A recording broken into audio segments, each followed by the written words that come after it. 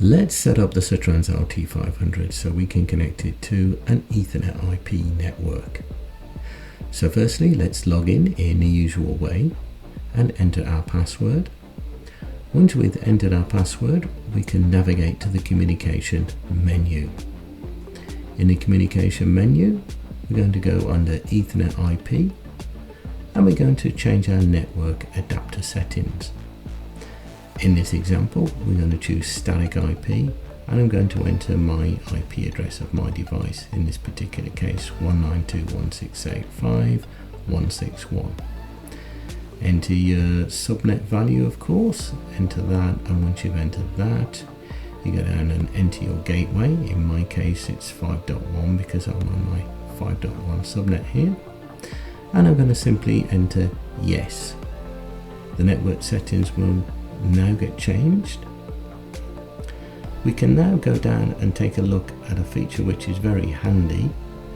It's the ability to be able to change the units on the communication card. Now this can be done locally, so here we can change, for example, the lever units, or of course it can be done through Ethernet IP in Studio 5000. So we can change all of our measurement units, lower units, volume units, temperature units. We can make changes on the device locally. Now these changes only affect the communication card and not the local user interface. So our process values, our totalizers, so we can change totalizer units if we want. Again, these values will be changed on the communication interface side of our Ethernet IP setup. You can set up your time synchronization if required. In this example, I'll leave it blank. And that's it. Your Ethernet IP device is set up, ready to communicate over the Ethernet IP network.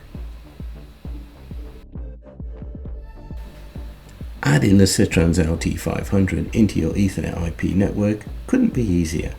After plugging in the SITRANS LT500 via its Ethernet port into the network, scan your network, look for the LT500.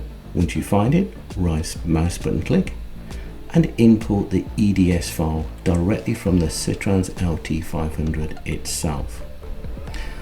From the EDS wizard, simply step through the steps, and once complete, the EDS file will be automatically extracted from the LT500 and added into RS links automatically. Once you have that, you're ready to now do your configuration in Studio 5000. In Studio 5000, all we need to do is go online to our PLC. We have a project set up with just a basic PLC in our configuration. The next step we need to do is to right mouse button click on our PLC's Ethernet port and scan for new hardware. You'll now see that our network is scanned and the SITRANS LT500 will appear.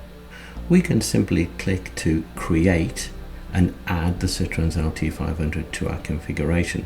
All we need to do is give it a name which we want to identify it by.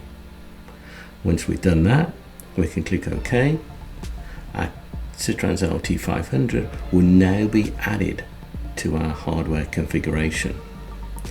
If we go and take a look at our I/O, and we can see the SITRANS LT500 indeed has been added, and we can see all the process variables coming through in the correct formats. No code to write, everything is in the correct format, ready for you to use in your PLC program. On the latest Ethernet IP devices like the SITRANS LT500, they allow us to make changes to what we call the startup parameters. By clicking on the LT500 and going and looking at the configuration, you can see we have a whole list of parameters which can actually be changed. So for example, here we can actually change the units of, for example, measurement. We can change various other units such as the flow units, temperature units, totalizer units, etc. These changes are made and they only affect the communications card.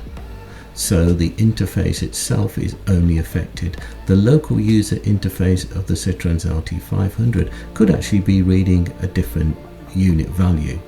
However, this feature is only applicable to the communication card or the communication connection to the bus itself.